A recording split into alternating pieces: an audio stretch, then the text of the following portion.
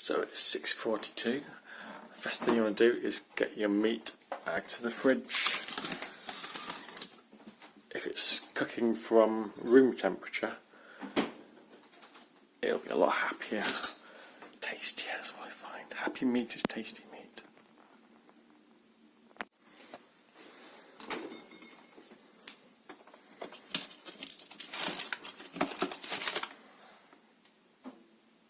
So once your meat is out of the fridge, you want to be getting your rub sorted. I like a dry rub on the pulled pork. Equal quantities of salt, sugar and spice.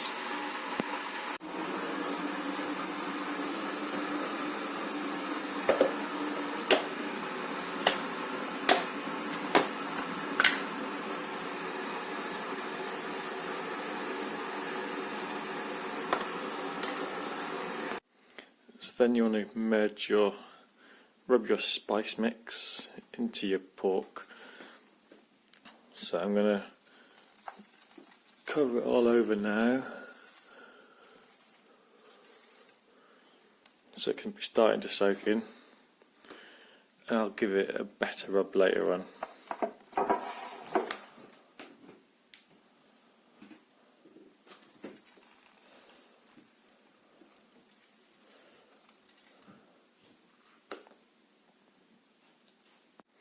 So it's about 8:30. I've just come outside to look at my barbecue.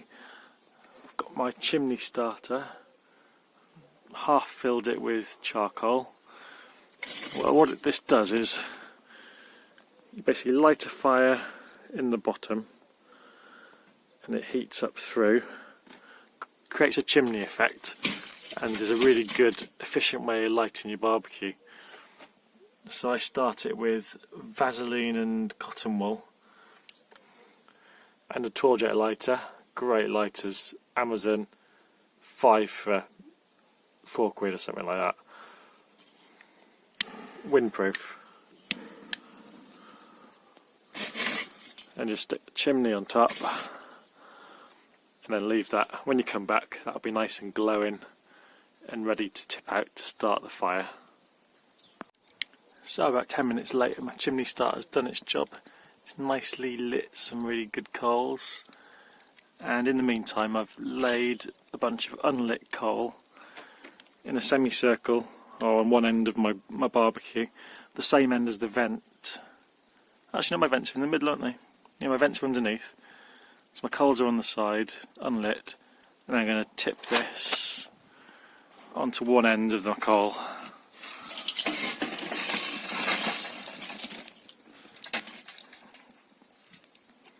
All gone. There's the chimney starter.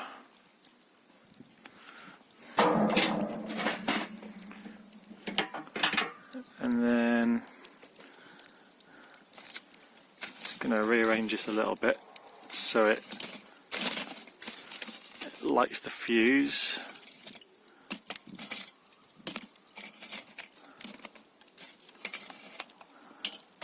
This coal's not great. What you want to get is restaurant grade charcoal, which will all be nice big lumps like that. But this stuff's really mushy, so it's all tiny little bits, and it burns a bit too hot. So because it burns too hot, it burns too fast. So I might even have to add some charcoal this afternoon to keep it going into the evening. In fact, I'll definitely have to add more. But if you're using briquettes or bigger pieces like that, that amount of coal would last a day. So I've also got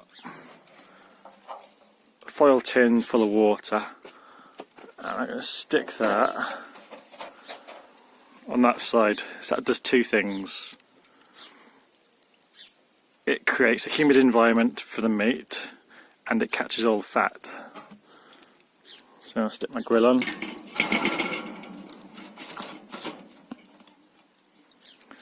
So my meat's going on top of here, my fire's off to the side,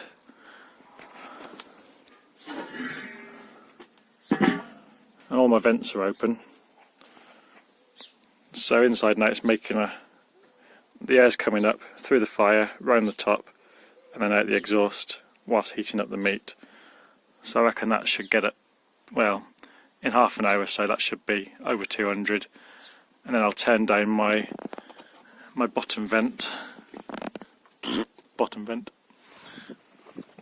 and then hopefully try and get it around 200, 150 to start my pork, and then I'll let it drop as far as 100 before I put any more coal on, and I'll try and keep it in between that for doing pulled pork. So I'm all dressed now, I've had a shower. Let's take this minute to talk about meat. So the joint I'm cooking today is pork shoulder. It's one of the cheapest type of meats because it's got fat running through the whole thing, which is why you need to slow cook it to render down that fat so it melts and leaves it nice and juicy and flavoursome. So it didn't take half an hour to get up to 150. I think it's probably going to go up a bit more, but probably not much more. So, perfect time to stick the meat on. It's got a nice burn, a bit unburnt, so it'll keep on going. Water starting to steam, so it's up to temperature. Just grab your meat, slap it on right above the water, so it all drips down into the water. A bit more seasoning. Chuck it on top.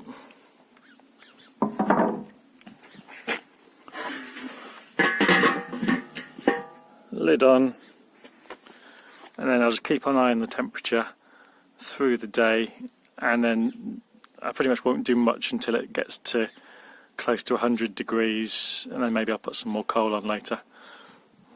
So about 10 minutes later, after putting the meat on, it's got up to 200, so I'm going to just turn my vent down by a portion. Sneaky check. A bit more.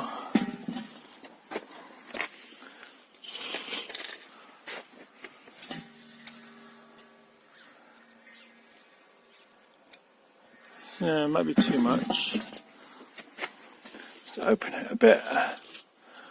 Right, so hopefully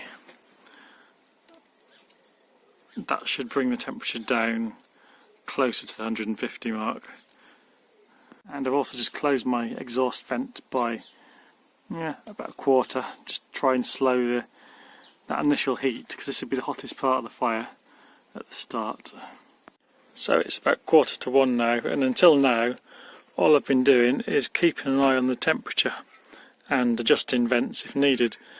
But as the meat's been on for 3 or 4 hours now, so I want to check the meat to see how the meat's heating up. Now ultimately I need to get the meat to, this is pork shoulder, so for it to pull nicely you want to get it to 92 degrees and probably have it there for maybe a quarter of an hour ideally. So I'm going to take the lid off, keep it off for as short a time as possible to keep the heat, so don't lose too much heat. That shifts to the side.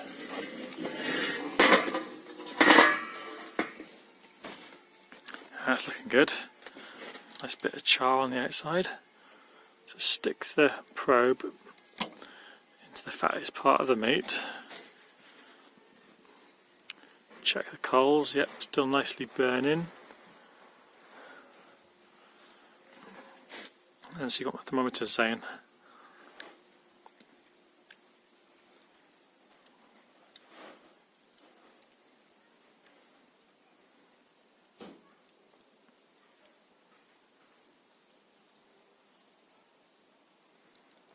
Okay, 82 degrees, another 10 degrees to go or so.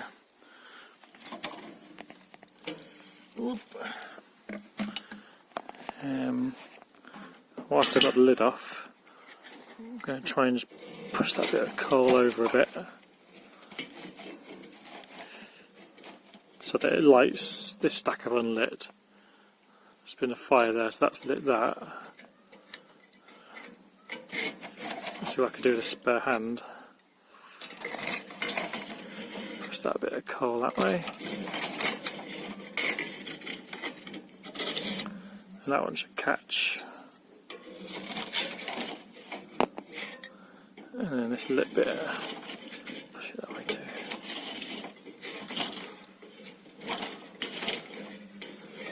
There we go, so that should see it to the end. So I've not actually added any coal on for this cook. That should keep it going now until the pork's finished. Lid back on and let it get back up to temperature. So I think it's about done now, so looking for 92 degrees at the fattest part of the meat. Just take it right into the fat bit.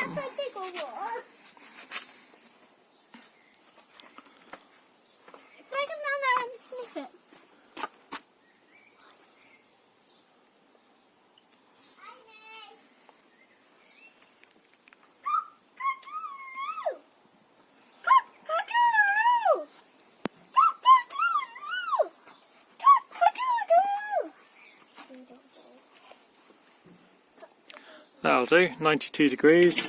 Let's check it at another place. And even putting the spike in, you can feel that it's wanting to pull. So it's bleeping, which is done. So that's done now. We've got a cast iron. And I'm going to just pick that up. Rip it up.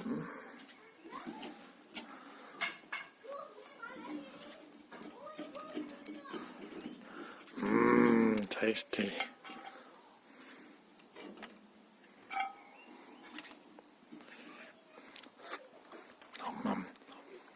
And then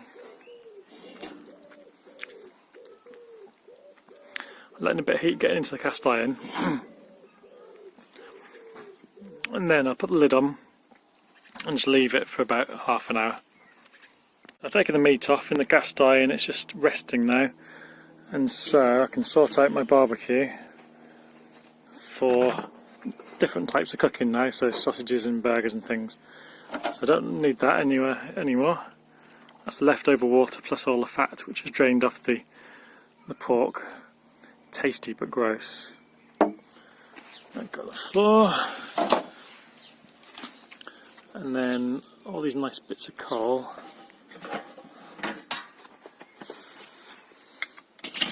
And regroup.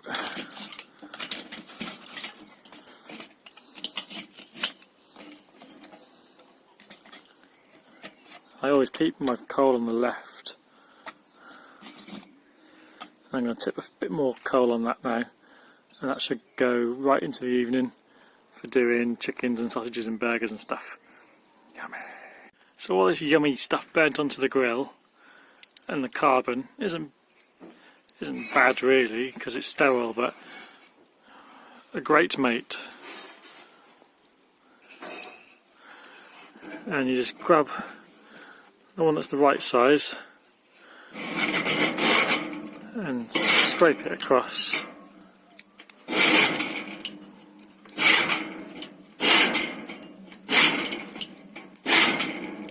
There you go, it just cleans up all the muck, gets the carbon off, and keeps your meat relatively free from pollution.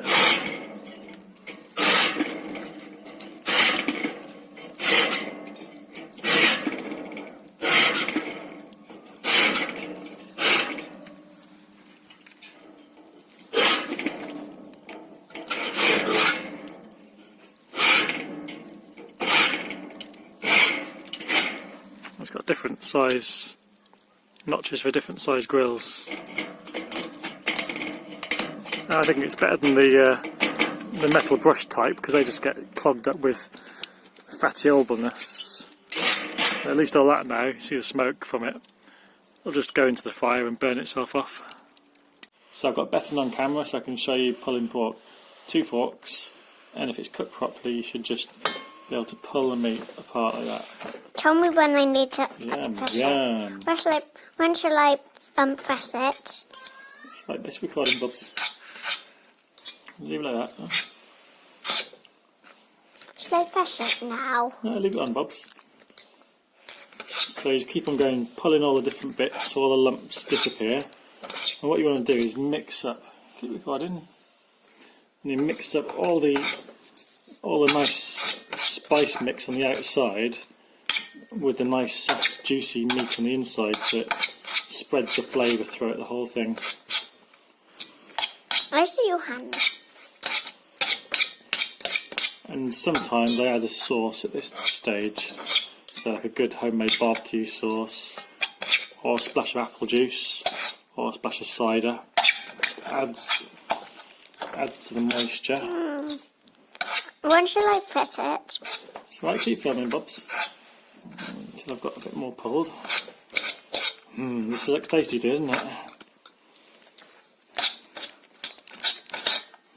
Keep filming it. Uncle Chris is going to watch this, and he's going to be loving every second of it.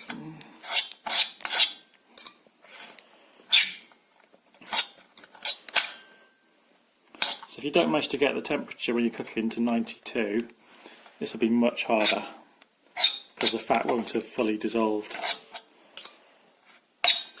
And if you take it too much higher than 92, you'll end up with it much drier. And so it'll still work, and it still tastes nice, but you'll end up with quite a dry food. So here we've got the pork that's pulled in the cast iron. I did chuck in a bunch of barbecue sauce. And is that nice, Pie? It is spicy! Yum yum.